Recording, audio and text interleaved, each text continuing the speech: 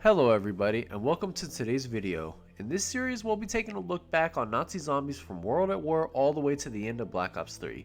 This series will not include the zombies mode or lore from the zombies that were not made by Treyarch.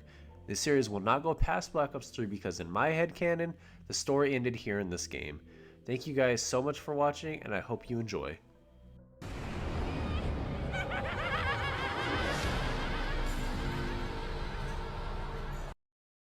Nach der Untoten, German for Night of the Living Dead, was the first zombies map created and was as bare bones as it gets. Its assets were actually pulled from the multiplayer map Airfield, but was simplified drastically. Instead of being free to experience the giant map, you were only placed in the bunker to hold off the zombies. This set the atmosphere for the experience going forward. Nach der Untoten only has 3 doors to unlock, most people only opting for buying 2 of them depending on the strategy. But the ending is always the same. At some point or another, you will die. To help you out with this, you can buy other weapons on the walls using points, which you acquire by shooting and killing the zombies. If you're feeling really lucky, you can take a chance at the mystery box for only 950 points to try and get a better weapon, preferably the ray gun.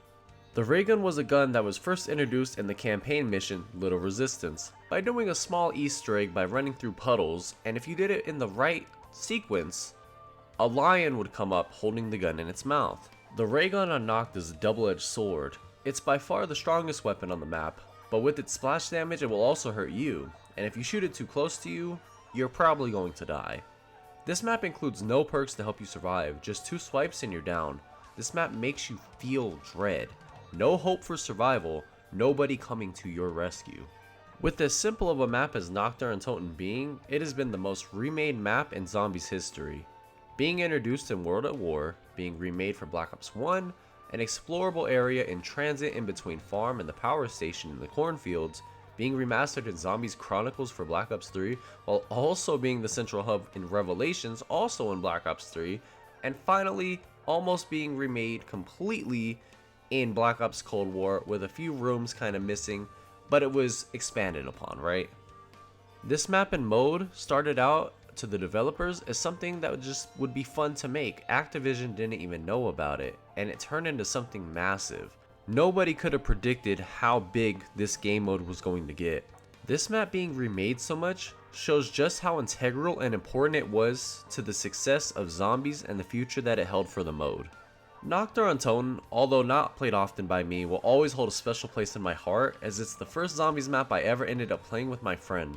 Talking about a box that played baby music and a gun and that it gave you a laser gun. This map started what you and I both love, Treyarch zombies, and for that this is one of the most important Call of Duty zombies maps in history. And with the success of Nach der Untoten, it is no surprise that they gave us more.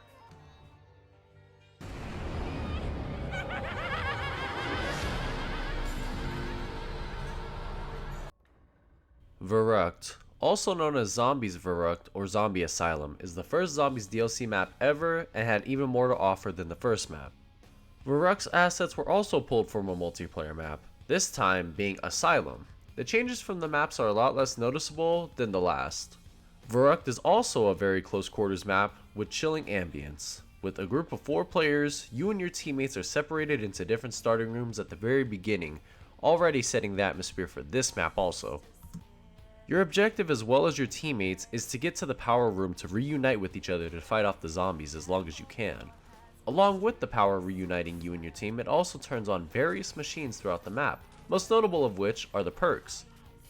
Quick Revive, being on the right side of the spawn room, allows players to revive their teammates quicker by half as long as it originally takes. Juggernog, located in the left side spawn room, allows players to survive up to 4 swipes by zombies, doubling your health. Double Tap, located upstairs from the left spawn room, allows players to fire their weapons twice as fast as they originally could. Last but not least, Speed Cola, located upstairs on the right side of the spawn room, allows players to reload their weapons twice as fast, so no more of that movement reload. With these 4 perks, you had a chance to survive longer than you ever could on Nach der Untoten. These perks also revolutionized Call of Duty Zombies, adding more and more into every new iteration of the games. Also added onto Verrückt were electric traps. For 1,000 points, you could activate the trap If a zombie were to walk through it, they would instantly die. This made way for some interesting strategies. Voiid overall made way for tons of new features and ideas based on its own additions and set the standard with its atmosphere on what horror should be in Call of Duty Zombies. This map horrified me and my friends as kids, and to this day, if I play alone in the dark and can't find the last zombie and it suddenly appears while I'm going around the corner, I still jump, guys. Voiid has also been remade a bunch, introduced in World at War, remade for Black Ops 1, being put into Call of Duty Online, remastered for Black Ops 3, being a part of Revelations also in Black Ops 3, and finally being put down as a playable landing spot in Black Ops 4's Battle Royale Blackout. And with all of that being said, we move on to our next map of the original 4.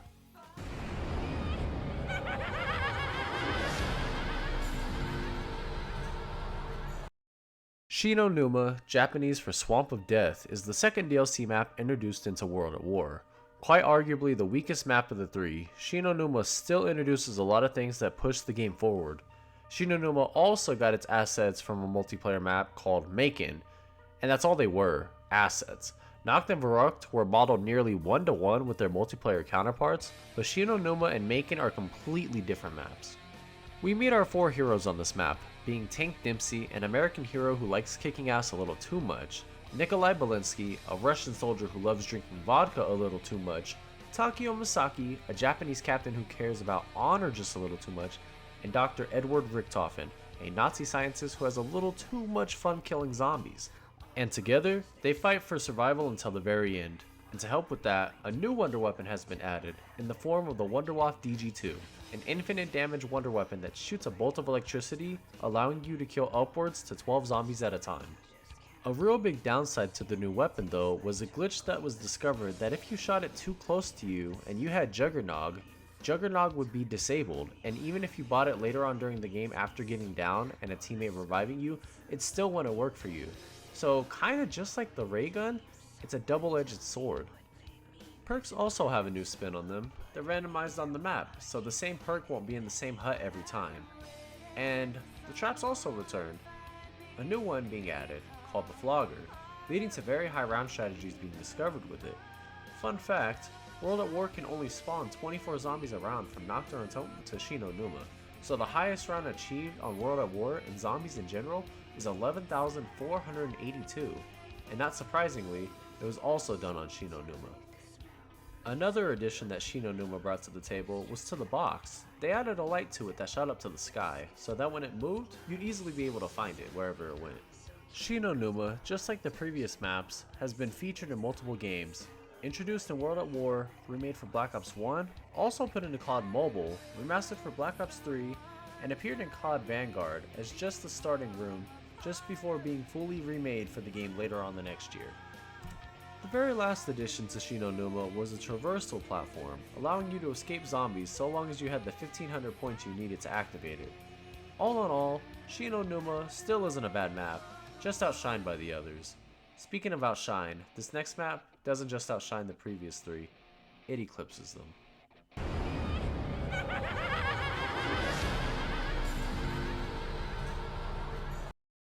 Der Riese, German for the Giant, is the third and final DLC map for World at War. Zombified from the multiplayer map Nightfire, Der Riese is arguably the most important map of the original 4. Taking what the previous 3 maps did and adding its own new additions, and it changed the course of Call of Duty Zombies forever. Der Riese introduced a new machine at the very start of the game, and through the loading screen, we'll show you how to unlock it. There are 3 teleporters on the map that you need to get to, and once you activate all of them and run back to the start to link them to the mainframe, it will open this new machine, the Pack-a-Punch. For a whopping 5,000 points, you throw your gun into the machine and you get a new camo. Pretty cool. That's all it really added. Nah, I'm just playing, you guys. Your gun gets a boost, making your chances of survival even higher than they've ever been. And a great thing that they added is that the teleporters aren't just for opening Pack-a-Punch. Once you activated all of them and Pack-a-Punch is open, you're able to run into them and for 1500 points, can send you back to the mainframe if you're ever cornered. Story-wise though, this is where things got interesting. There are actually 6 radios hidden throughout Der Riese that you have to find, and each one that you listen to brings you closer and closer to finding out where things went wrong.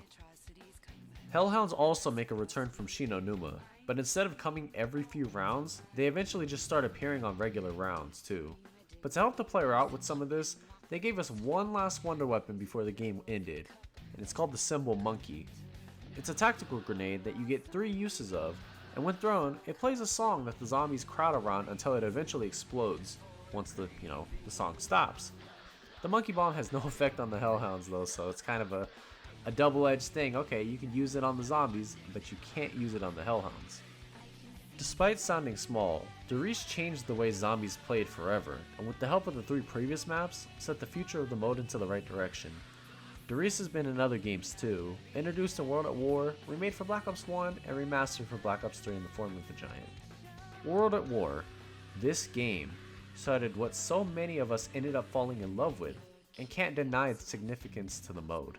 Nobody's ever done it better than Treyarch, not even Treyarch. Thank you all so much for watching, and I hope you enjoyed the video. And if you want to see the next one in the series, Black Ops 1, leave 30 likes on the video. Have a good day, guys. Peace.